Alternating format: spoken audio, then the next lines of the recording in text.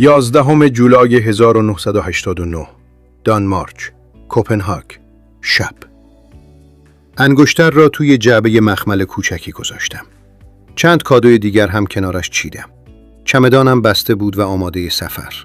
سفری خاص. سفری که قرار بود سرنوشت را برایم بیده بزند. شب قبل از سفر تا دیر وقت بیدار بودم. اما صبح زود خودم را به دوستان همسفرم رساندم. سفرمان با اتوبوس شروع شد. بعد به کشتی رسیدیم و سپس قطار. شب را هم مهمان خانه دوستم بودیم. انگار 7 خان رستم را باید طی می‌کردیم تا به مقصد برسیم. اما هیجان و اشتیاقم برای رسیدن به مقصد اصلی تمام خستگی را از تنم بیرون می‌کرد. مقصد همان جایی بود که برای دیدار و خواستگاری شریک زندگی آینده‌ام می‌رفتم. آن شب دوستانمان با گرمی و صمیمیت از ما پذیرایی کردند. همه از هیجان روز بعد حرف می‌زدیم. دوست داشتم زودتر بخوابیم و روز بعد فرا برسد. روزی که قرار بود نقطه عطفی در زندگیم باشد. باز شب دیر می‌گذشت. صبح زود در خواب سر و صدایی آمد. نوعی پریشانی و بی‌ثباتی. تلفن چند بار زنگ زد. سوال و جواب و نگرانی و داد و بیداد. دوستم از خواب بیدار شد و پرسید چه خبر است؟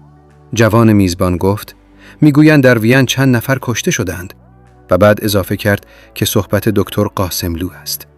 تا این را شنیدیم ما 2 نفر دیگر هم بلافاصله از زیر لحاف بیرون پریدیم و گفتیم چی؟ میزبان شوک شده و پریشان تر شده بود ولی گفت صبور باشید هنوز هیچی مشخص نیست. صدای زنگ تلفن دوباره بلند شد. این بار دیگر کسی با عجله جواب نداد. سکوت سنگینی بر اتاق حاکم بود. سکوتی که انتظار خبرهای بد را می کشید. بالاخره میزبان با صدایی گرفته گوشی را برداشت. بعد از لحظه‌ای سکوت صدایش لرزان بود. بله فهمیدم.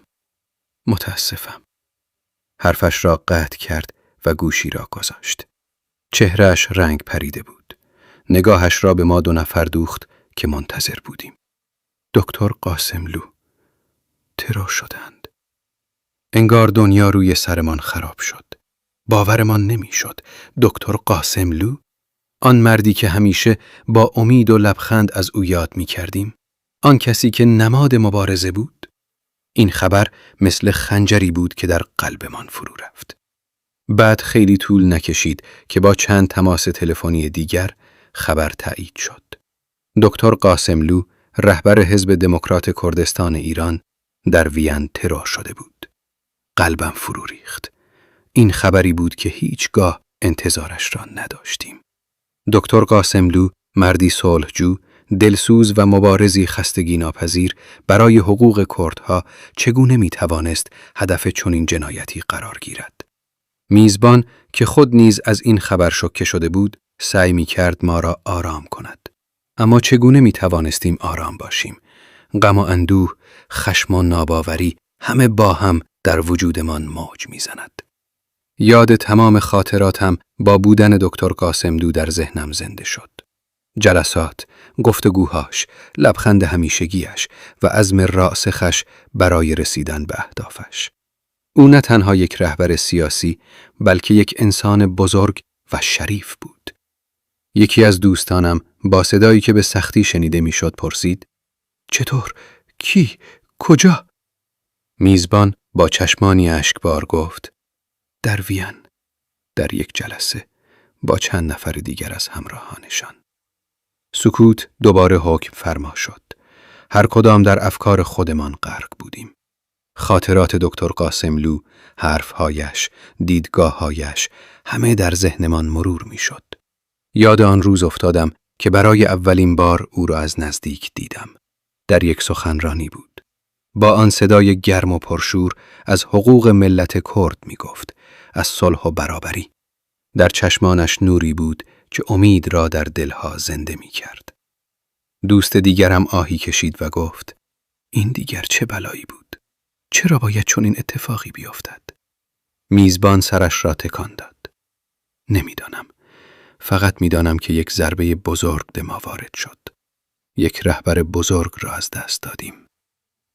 روز بعد خبر در همه جا پخش شد.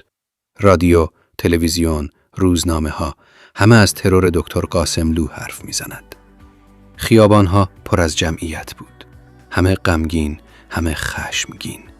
انگار همه ما یک خانواده بودیم که عزادار عزیزی شده بودیم. رسانه‌ها، احزاب سیاسی و مردم کرد همه با اندوه و خشم به این واقعه واکنش نشان دادند. مراسم یادبود متعددی در سراسر جهان برگزار شد، اما هیچ چیز نمی‌توانست جای خالی او را پر کند.